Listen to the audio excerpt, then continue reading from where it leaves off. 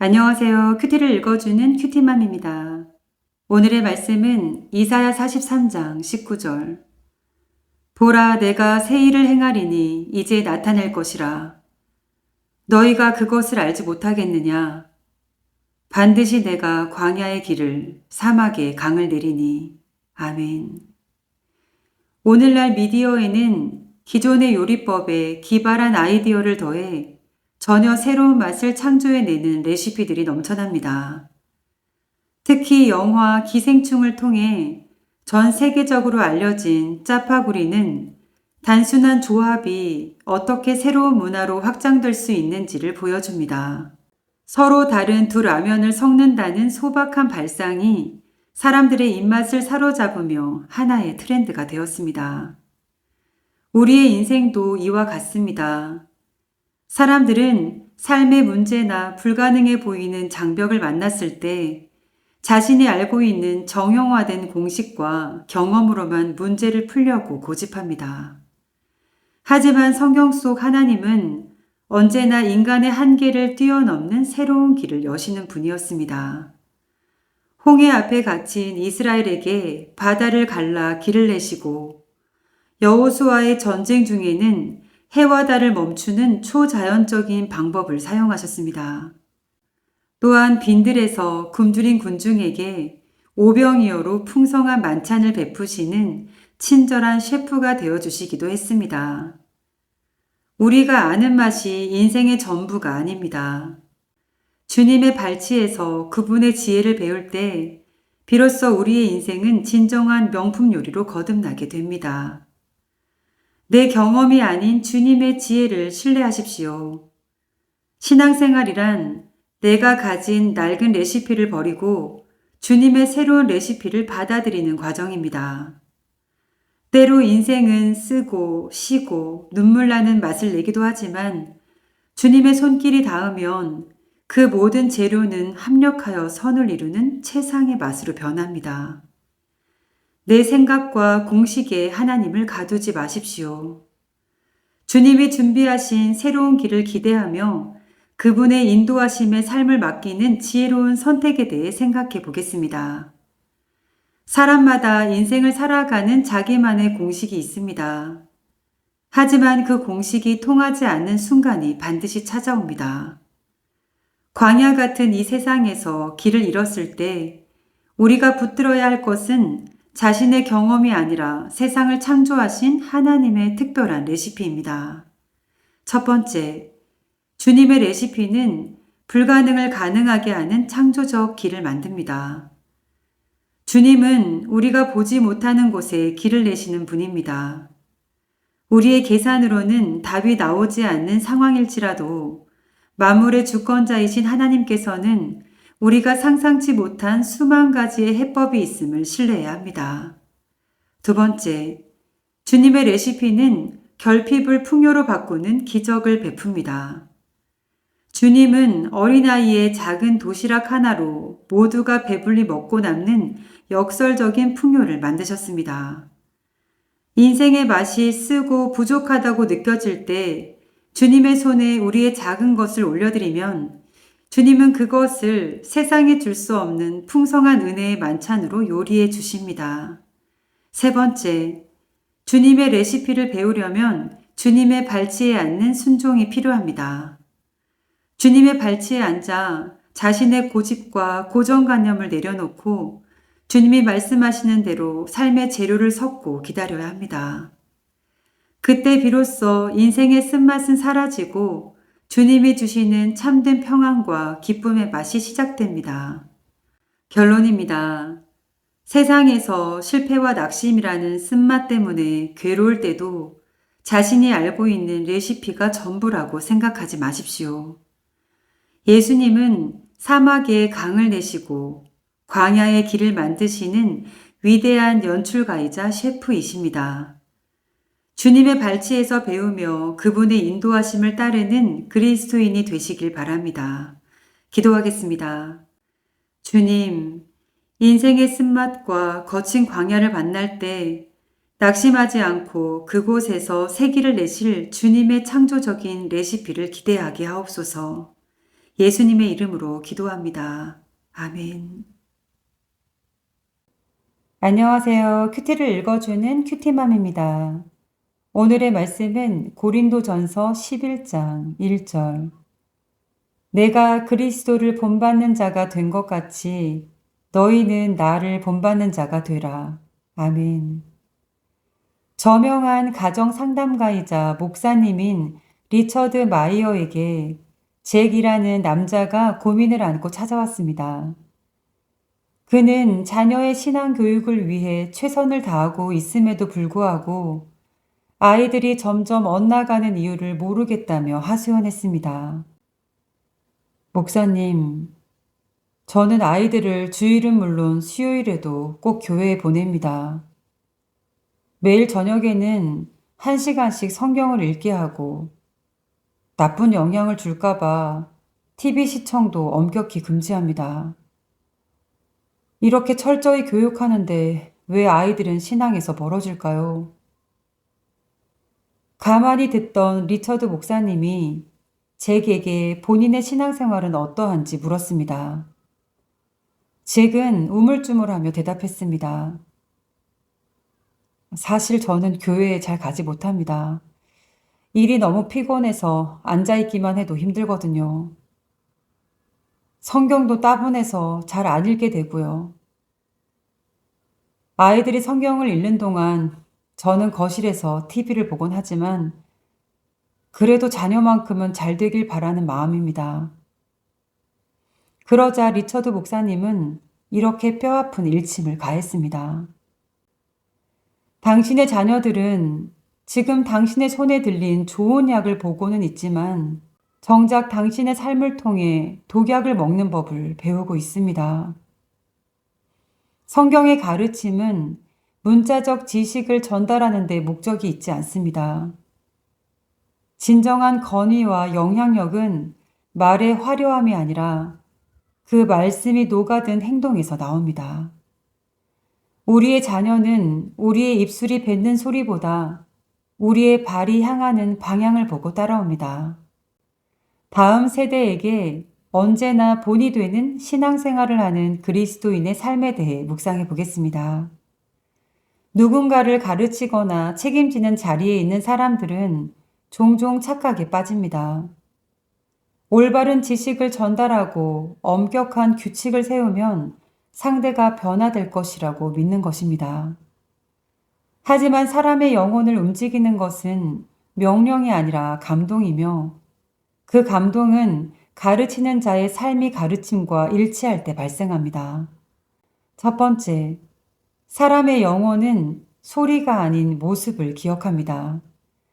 아무리 좋은 약을 추천해도 그 약을 먹으라는 사람이 독약을 마시고 있다면 그 누구도 그 약을 신뢰하지 않습니다. 우리가 전하는 복음이 능력이 되게 하려면 먼저 그 복음이 우리 삶을 어떻게 변화시켰는지 보여주는 책임을 다해야 합니다. 두 번째, 자신은 행하지 않으면서 타인에게 강요하는 규칙은 폭력이 될 수 있습니다. 책임을 감당한다는 것은 우리가 먼저 그 수고와 헌신의 자리에 앉는 것을 의미합니다.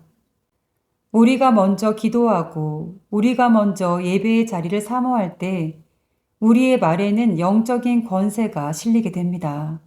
세 번째, 그리스도인은 세상과 자녀들에게 하나님이 어떤 분인지 보여주는 살아있는 성경입니다.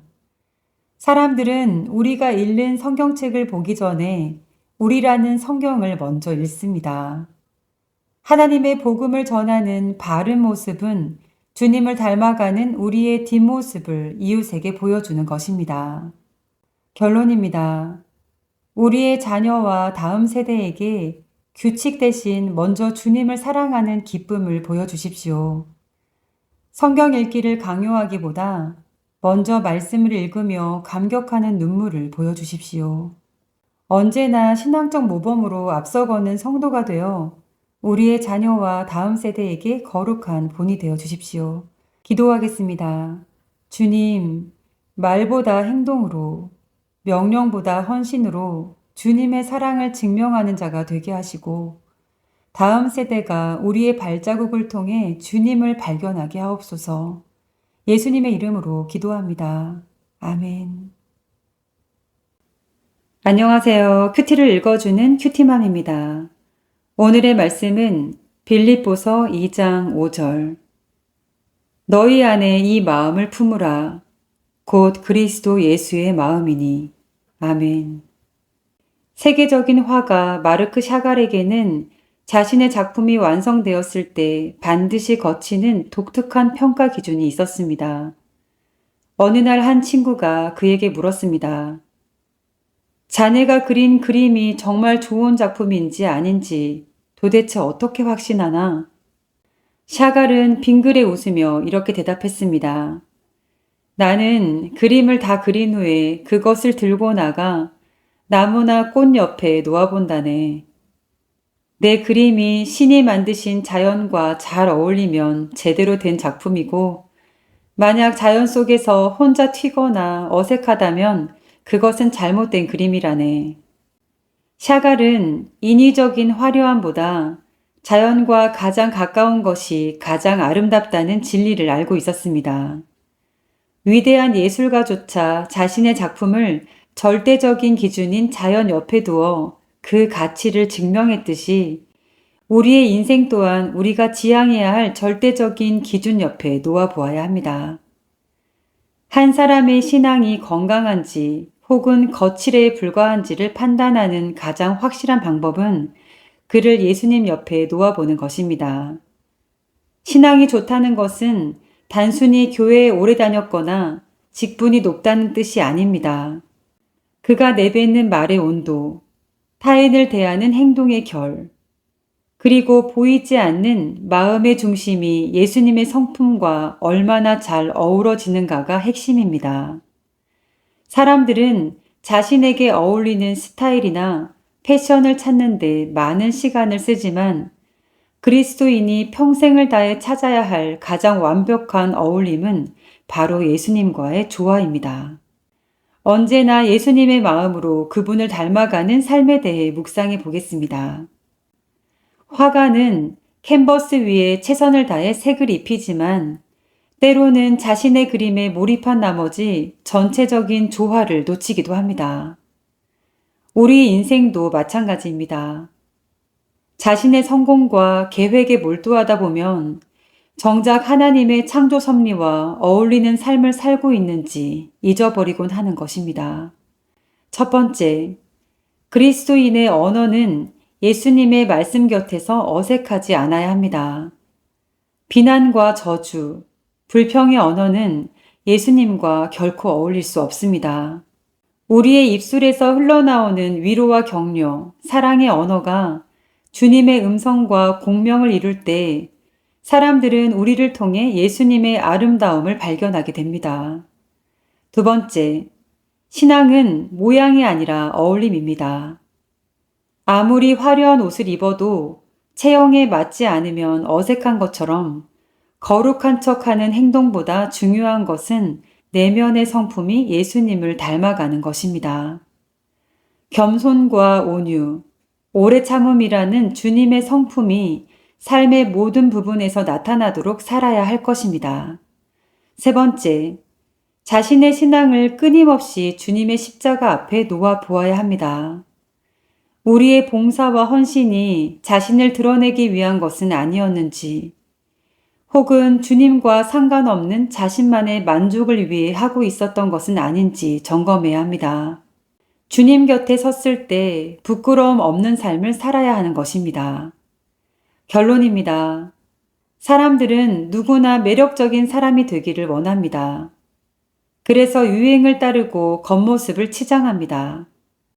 하지만 그리스도인에게 가장 품격 있는 패션은 그리스도로 옷 입는 것입니다.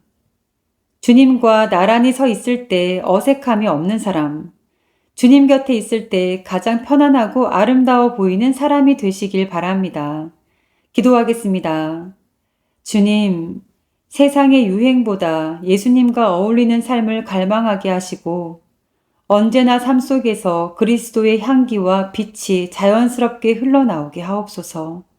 예수님의 이름으로 기도합니다. 아멘.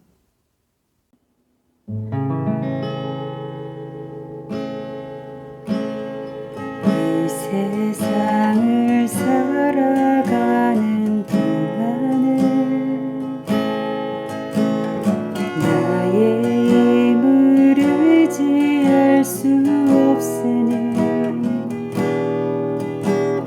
기도하고 낙심하지 말 것은 주께서 참 소망이 되심이라.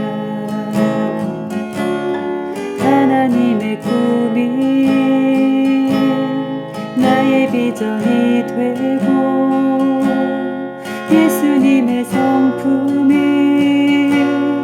나의 인격이 되고 성령님의 권능이 나의 능력이 되길 원하고 바라고 기도합니다. 주의 길을 걸어가는 동안에 세상에 거들지할 수 없으니 감사하고 낙심하지 말 것은 주께서 참 기쁨이 되심이라. 하나님의 꿈이 나의 비전이 되고 예수님의 성품이 나의 인격이 되고 성령님의 권능이 나의 능력이 되길 원하고 바라고 기도합니다.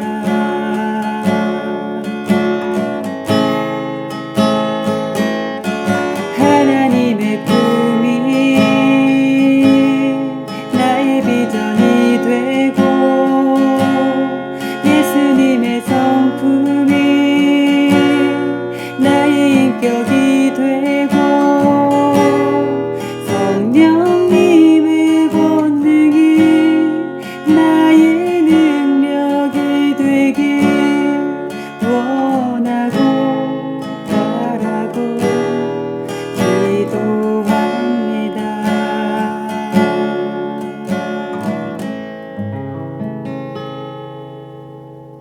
아멘. 안녕하세요. 큐티를 읽어주는 큐티맘입니다. 오늘의 말씀은 마태복음 5장 6절. 의에 줄이고 목마른 자는 복이 있나니 그들이 배부를 것이며. 아멘. 뛰어난 화가이자 프랑스의 50대 부자 안에 들 정도로 돈이 많았던 발랑이 죽은 뒤 변호사에 의해서 유서가 공개됐습니다. 나는 원래 가난하게 태어났습니다.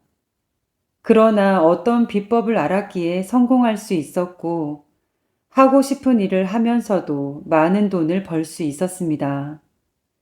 이제 세상을 떠나기 전에 나는 그 비법을 공개하려고 합니다. 그러기 위해서는 그 비법을 맞추는 사람에게 내 재산을 주는 것이 최선이라고 생각합니다. 그러면 많은 사람들이 머리를 싸매고 답을 찾을 것이며 정답을 맞추는 순간 언론에 대서특필 될 테니까요.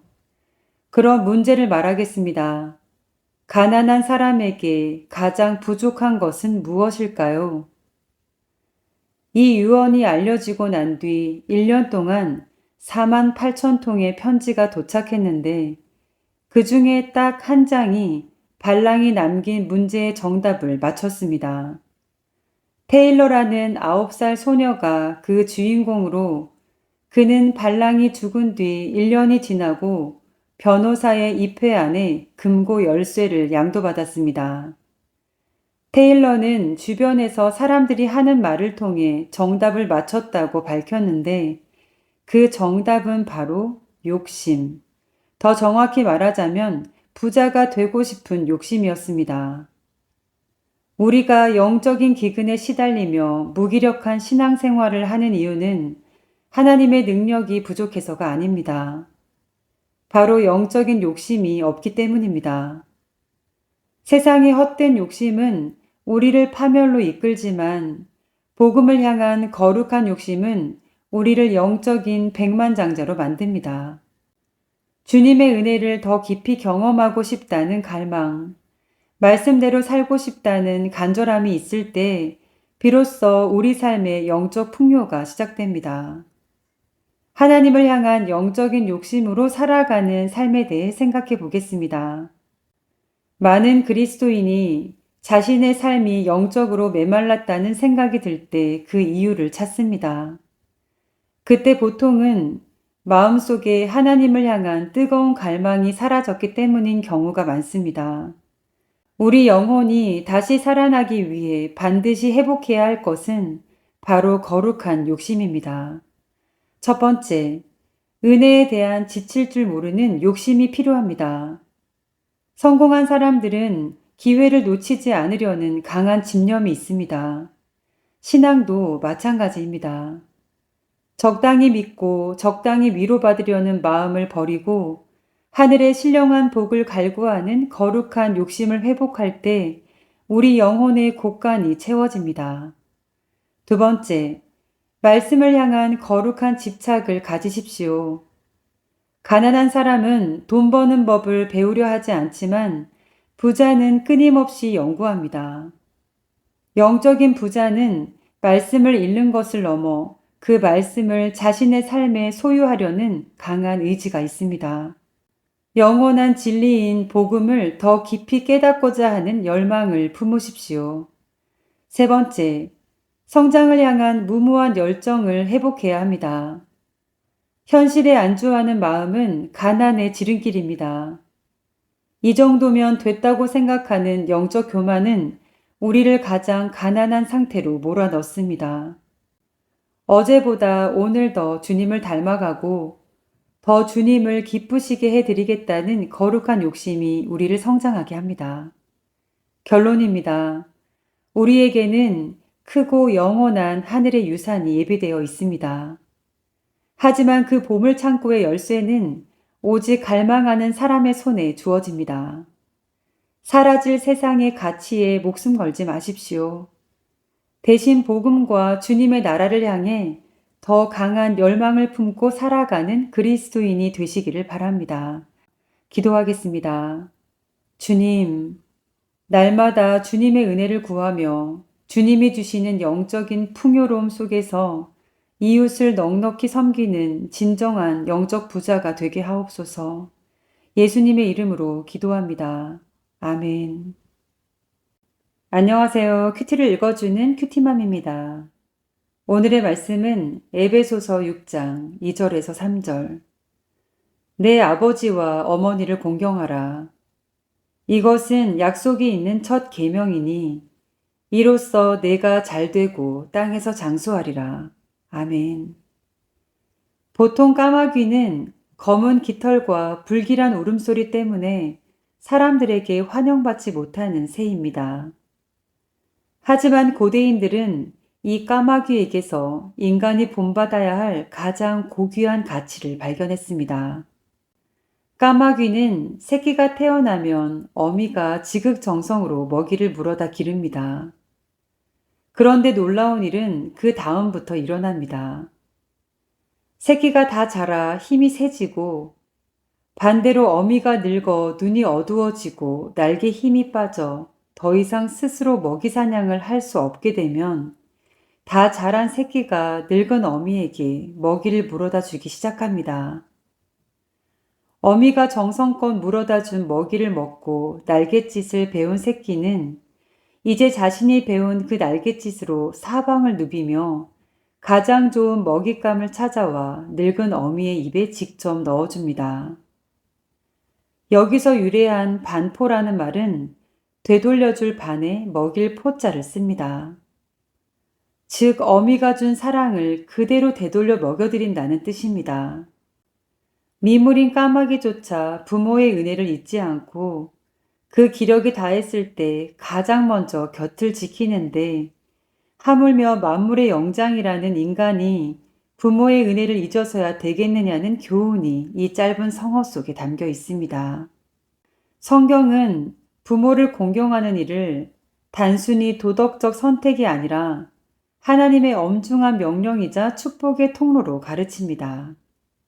하나님께서는 우리가 부모님께 반포지호의 도리를 다할 때 이 땅에서 잘되고 장수하리라는 약속을 주셨습니다. 부모님께 효도하는 것은 보이지 않는 하나님을 사랑하는 마음을 눈에 보이는 부모님을 통해 증명하는 거룩한 예배와도 같습니다. 하나님께서 주신 계명인 부모 공경을 하루가 아니라 매일 실천하며 살아가는 삶에 대해 생각해 보겠습니다. 우리는 때로 지금의 내 모습이 오로지 나의 노력으로 이루어진 것이라 착각하며 삽니다.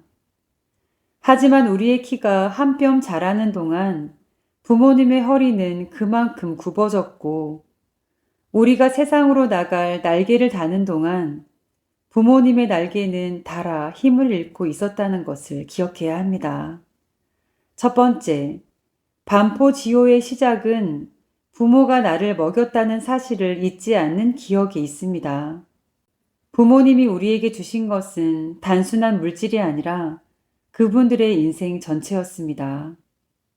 신앙의 성숙은 하나님께 받은 은혜뿐만 아니라 부모님께 받은 사랑을 기억하는 데서 시작된다고 해도 과언이 아닐 것입니다. 두 번째, 부모가 가장 약해졌을 때 곁을 지키는 것이 참된 효도입니다. 부모님이 강건하고 힘이 있을 때보다 기력이 쇠하고 판단력이 흐려지며 우리의 손길이 필요할 때가 진짜 효도를 드릴 기회입니다. 이제는 우리가 그분들의 느려진 걸음과 반복되는 이야기를 인내와 사랑으로 받아내야 합니다. 세 번째, 자녀는 부모의 뒷모습을 보고 자랍니다. 하나님을 경외하는 가정의 중심에는 늘 부모님을 공경하는 질서가 세워져 있습니다. 부모님께 드리는 효도는 우리 자신의 의무를 넘어섭니다. 부모님을 공경하는 것은 대대로 이어질 축복의 가문을 세우는 가장 강력한 신앙 교육인 것입니다. 결론입니다. 부모님은 우리를 영원히 기다려주지 않으십니다. 따뜻한 안부 전화 한 통, 진심 어린 감사의 말 한마디, 그리고 그분들의 외로움을 채워드리는 시간을 가지십시오. 부모님을 기쁘게 해드림으로 하나님이 약속하신 풍성한 복을 누리는 지혜로운 자녀들이 되십시오. 기도하겠습니다. 주님, 부모님을 공경함으로 하나님을 기쁘시게 하며 우리 가정이 하나님의 복이 머무는 거룩한 처소가 되게 하옵소서.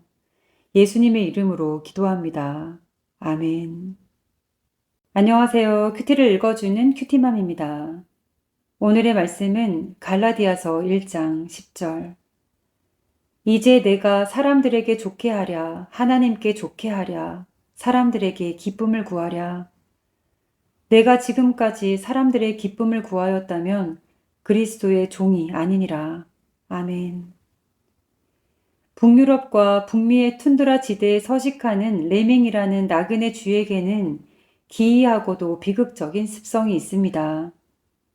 개체수가 급격히 늘어나 먹이가 부족해지면 레밍 무리는 새로운 서식지를 찾아 대이동을 시작합니다. 이때 수천 수만 마리의 레밍이 일제히 한 방향으로 달리기 시작하는데 문제는 이 질주가 매우 맹목적이라는 점입니다. 우두머리 쥐가 앞장서서 달리면 뒤에 있는 쥐들은 그저 앞쥐의 콩무늬만 보고 달립니다. 우리가 왜 달리는지 어디로 가고 있는지에 대한 판단은 사라진 채 오직 무리에서 뒤처지지 않겠다는 본능 하나로 속도를 높입니다. 비극은 무리가 절벽이나 깊은 바다에 이르렀을 때 발생합니다. 맨 앞에 쥐가 멈추려 해도 뒤에서 밀려오는 거대한 무리의 힘에 떠밀려 결국 벼랑 아래로 떨어지게 되고 뒤따르던 쥐들 역시 관성에 의해 차례대로 바다에 몸을 던지게 됩니다. 이를 현대 심리학에서는 레밍 효과라 부르며 자신의 주관 없이 대세를 무작정 따르다가 다 같이 위기에 빠지는 현상을 경고하는 비유로 사용합니다. 그리스도인의 삶은 세상이라는 거대한 무리의 흐름을 거슬러 올라가는 삶입니다. 세상은 다수가 가는 길이 성공이며 정답이라고 말하지만 성경은 좁은 문으로 들어가라 라고 말씀합니다. 많은 사람이 간다고 해서 그 길이 반드시 생명의 길은 아닙니다. 우리가 바라보아야 할 곳은 앞서가는 세상 사람들의 뒷모습이 아니라 우리 삶의 유일한 길과 진리와 생명 되시는 예수 그리스도입니다.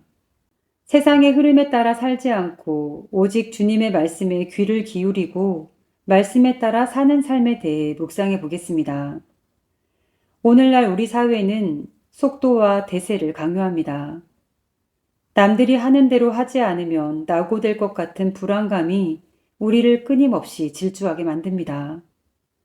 하지만 무작정 달리는 것보다 훨씬 중요한 것은 방향입니다. 우리는 세상의 유행이나 여론에 휩쓸리기 전에 이것이 하나님의 뜻인가를 먼저 물어야 합니다.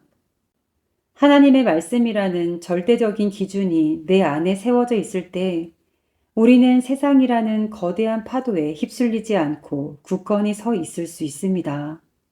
모두가 한 방향으로 달릴 때 반대 방향으로 서 있는 것은 무척 외롭고 두려운 일입니다.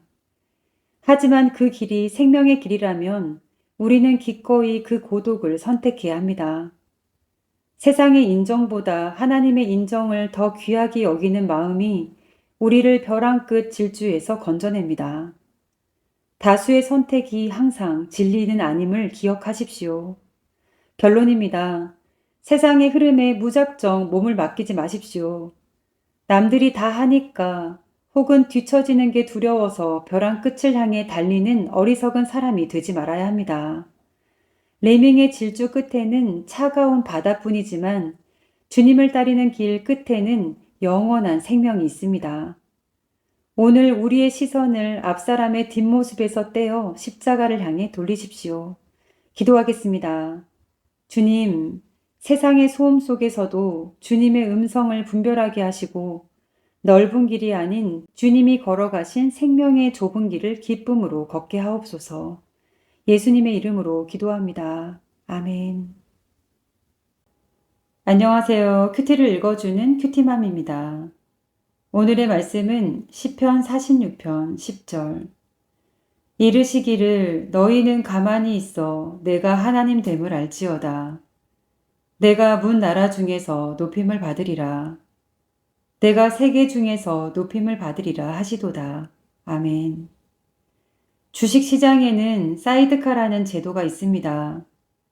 시장 상황이 평소보다 너무 급격하게 변할 때, 즉 선물 가격이 5% 이상 변동된 상태가 1분간 지속되면 주식시장의 프로그램 매매를 5분간 강제로 중단시키는 조치입니다. 사이드카의 목적은 시장을 멈추는 데 있는 것이 아니라 냉정함을 되찾는 데 있습니다.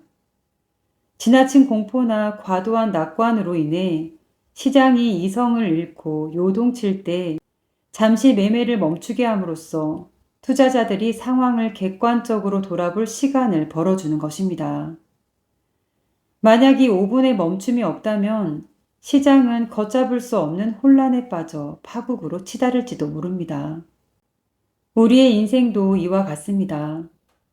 때때로 우리는 성공을 향해 과열된 엔진을 돌리거나 갑작스러운 고난 앞에서 패닉 상태에 빠져 앞뒤 가리지 않고 질주하곤 합니다. 그럴 때 하나님은 우리 인생의 사이드카를 발동시키십니다. 잠시 가던 길을 멈추게 하시고 무릎을 꿇게 하시며 소란스러운 마음을 가라앉히게 하는 것입니다. 그 멈춤의 시간은 결코 낭비가 아닙니다. 오히려 하나님께서 우리의 방향을 다시 바로잡게 하시는 은혜의 순간입니다. 잠시 멈추어 서서 하나님을 바라볼 때 우리는 놓치고 있던 본질을 다시 붙잡게 됩니다. 우리는 계획이 중단되거나 삶이 정체될 때 불안해합니다.